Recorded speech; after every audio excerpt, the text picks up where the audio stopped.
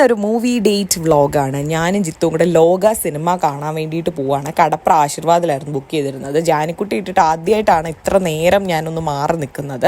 അപ്പോൾ പോയ വഴിക്ക് തന്നെ ഞങ്ങൾ ചായയും ബജ്ജിയും ഒക്കെ കഴിച്ചു. കാരണം വീട്ടിൽ നമ്മൾ ഫുഡൊന്നും കഴിച്ചിട്ടുണ്ടായിരുന്നില്ല. കുഞ്ഞ് കാണാതെ ഇറങ്ങാനുള്ള ഒരു തത്രപ്പാടിൽ ഇത് കഴിക്കുന്ന കാര്യമൊക്കെ ഞങ്ങൾ വിട്ടുപോയി.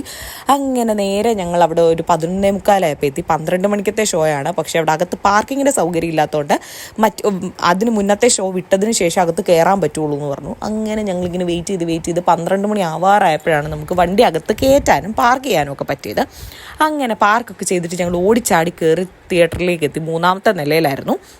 ആദ്യത്തെ 2 നിലയിലും കിടക്കാൻ വേണ്ടി ലിഫ്റ്റ് വെയിറ്റ് ചെയ്ത് കഴിഞ്ഞാൽ നമുക്ക് സിനിമ തുടങ്ങിയാലും കയറാൻ പറ്റത്തില്ലെന്ന് അറിയാവുന്നതുകൊണ്ട് ഞങ്ങൾ സ്റ്റെപ്പൊക്കെ കയറി അവിടെ എത്തിയപ്പോഴത്തേക്കും ടൈറ്റിൽ കാർഡൊക്കെ കാണിച്ചു തുടങ്ങിയിട്ടുണ്ടായിരുന്നു. ടിക്കറ്റ് ഒന്നും എന്തായാലും അവർ ചെക്ക് ചെയ്തില്ല. അത് എന്താണെന്ന് എനിക്കറിയില്ല. ഫുള്ളായിട്ട് ഓൺലൈൻ ബുക്കിംഗ് ആയതുകൊണ്ടായിരിക്കാം ചിലപ്പം. എന്തായാലും നമ്മൾ പോപ്കോണും ഒക്കെ ഇതിൻ്റെ കൂട്ടത്തിൽ ഓർഡർ ചെയ്തിരുന്നതുകൊണ്ട് നമുക്ക് എല്ലാം അകത്ത് തന്നെ കിട്ടി. ഒന്നിനും വെളിയിൽ ഇറങ്ങേണ്ടതായിട്ട് വന്നില്ല. അങ്ങനെ സിനിമയൊക്കെ കഴിഞ്ഞ് വീട്ടിലേക്ക് പോകാനൊരു വ്യഗ്രതയായിരുന്നു കേട്ടോ, ഒരു വെപ്രാളമായിരുന്നു.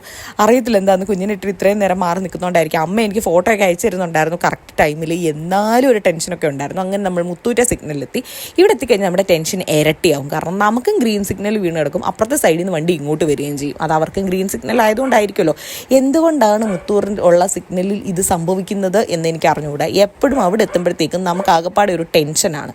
ഇനി എങ്ങോട്ടില്ലേ, ഇതുവഴിയൊക്കെ വണ്ടി വരും എന്നുള്ളൊരു ടെൻഷൻ. അപ്പോൾ അത്രയൊക്കെ ഉള്ളൂ ഇന്നത്തെ വീഡിയോ. അങ്ങനെ ഞങ്ങൾ സിനിമ കണ്ടു. സിനിമ അടിപൊളിയായിരുന്നു കേട്ടോ. അതിനെ പറ്റിയിട്ട് പറയാൻ വിട്ടുപോയി. നല്ല അടിപൊളി സിനിമയായിരുന്നു. ഒരു വെറൈറ്റി കോൺസെപ്റ്റ് ആയിരുന്നു.